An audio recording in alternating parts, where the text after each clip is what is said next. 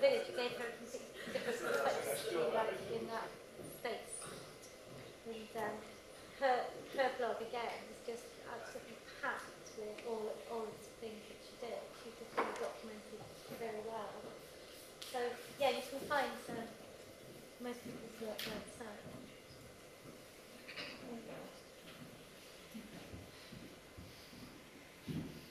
Yeah. Linda, does anyone know Linda? She kind of did a recycled workshop. Closed off for this open day. Harriet, I think, are we done? Here's some of those books are here. Some of those books are here, yeah. I'll save the pictures. Because it's everywhere, isn't it? It's like you go along cuts and it's like cuts in rocks and it's like in hedges. It looks like somebody's like you collecting it for some reason. But, you know. Well, they get left hanging on gate posts. Yeah. Or near footpath signs. Which is it's like it's a study of shit or something. Nothing actually, you know, and it goes into like lamps, even those sides of road fast, they need light to light them to grow. So it just like doesn't match. You do kind of wonder how evolution works, and if over time this amount of organic matter may itself evolve in a very peculiar way, isolated from its environment, naturally decompose and become constituent parts of some other organism. I'm scary, isn't it? In the States, there's a guy in the States who's made that, it's called, it's great actually, because it's something like dog shit powering public art. It's like a big container in the park, and people just put their dog shit in and it lights a lamp and it's displaying, and the community deciding what to do with it, whether they want to make tea or popcorn or whatever. But it's just this huge tank with dog shit cones. The idea that it produces methane. Yeah.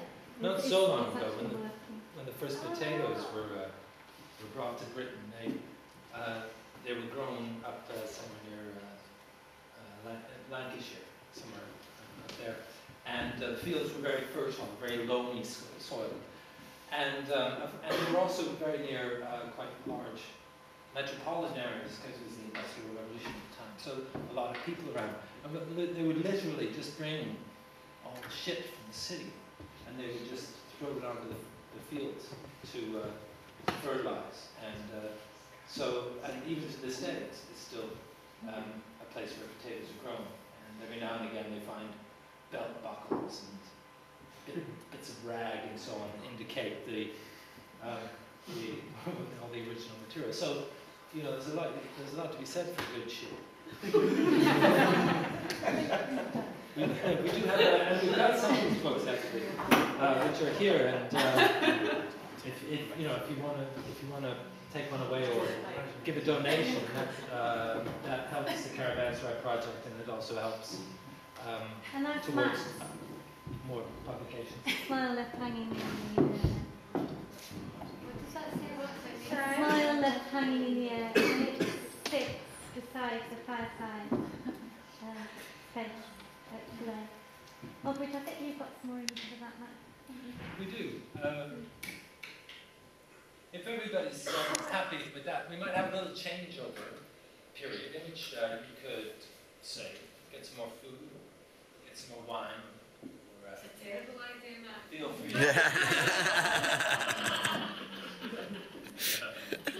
If you ever wonder who the organizers of an event like this are, you just look at the ones who have to fill their glasses the most.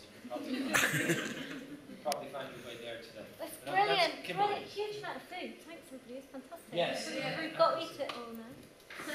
Thanks to everybody for bringing some, by the way. But also, if you want to make a donation to the ISA, I think Kimberly's going to set up a little box to help pay for the hall and so on. And that would be much appreciated. Just as your conviviality in bringing food is much appreciated as well. Because the Caravanserai project, or Caravanserai itself, is really about that kind of reciprocity and exchange. It's not really about objects and value. those kinds of senses. And so I think as Annie has kind of rushed through and put something. Why we don't care? Something which she articulates very well is how I got like that much on my microphone. You what? Sorry, I got that much. you have to read between the lines. Anyway, Good point. take a couple of minutes, and if you want to ask Annie any more questions, please do.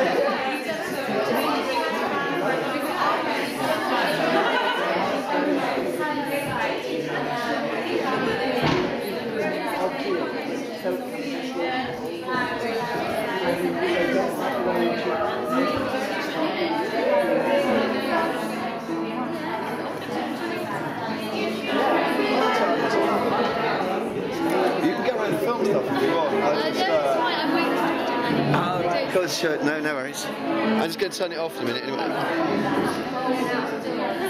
And there's often one to point out there is no fire. If there was, I would ask you to leave the building in an orderly fashion using the exit at the end of the airplane.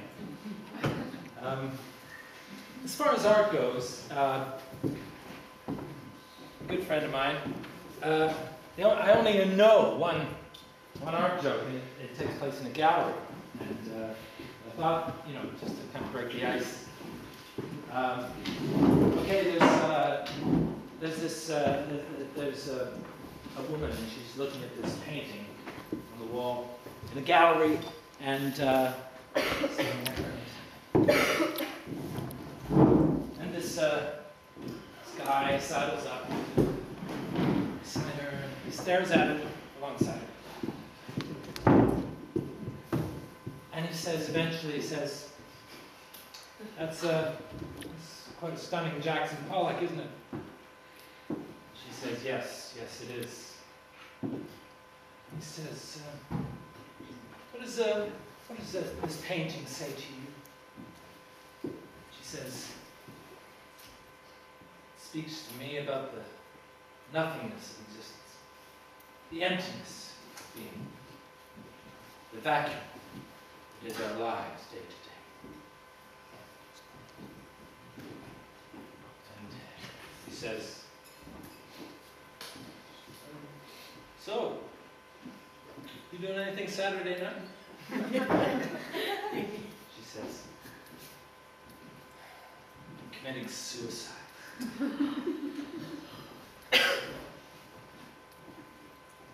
He says, how about Friday? Okay, that's it for our job.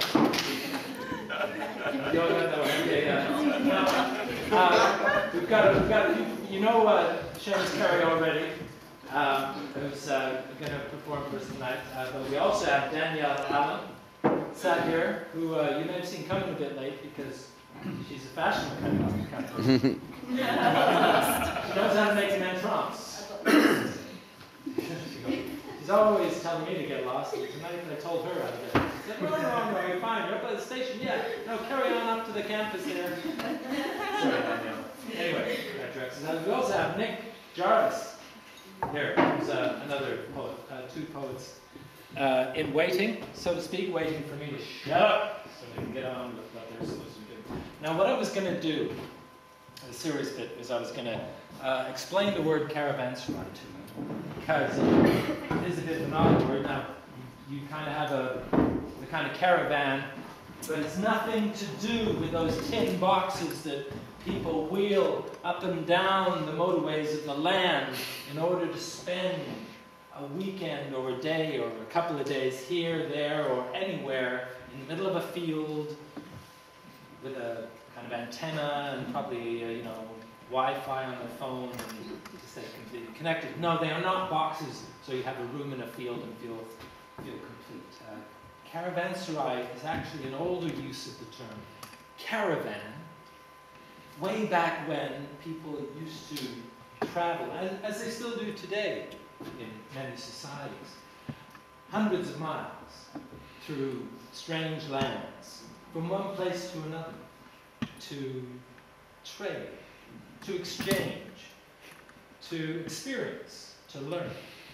And those groups of people who would travel together both for protection and for economies of scale, those groups of people were known as a caravan, or a company of people. And the places where those companies of people might stop along the way and rest their camels, their horses, themselves, was also a place where lots of other people would stop, a bit like, I guess, motorway services of our time. And of course, all those different caravans of people would kind of converge on one spot, and they wouldn't sit around in kind of church halls like this with all the electrics going and the fans going. Of course, they'd just sit around a fire, and they'd share food, and they'd share stories, and they'd share songs, and they'd share music, and they'd share ideas, and they'd share languages, and they'd share all sorts of things. And those places where those caravans of people met were called, and are called, caravanserais. Caravanserais. So that's why this is called caravanserai. And all we have kind of are the reflections, if you will, of what a fireside experience is. And it's a bit like Plato's cave. I don't know if anybody knows that. Plato's cave is where Plato's kind of philosophical postulation that, that we experience the world not by directly. We don't experience it directly, but we kind of experience it by looking at the wall of the cave with the fire in the cave behind us. So we can't see the fire itself. We can only see the shadows and the shimmering that the light of the fire makes on the wall of the cave. He had to come in that bit, didn't he? He was doing a bit about Plato.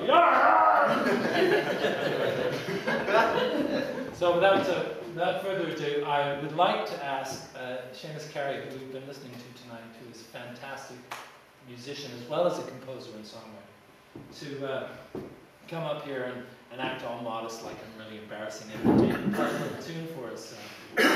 Or stay over there and play it. How about it?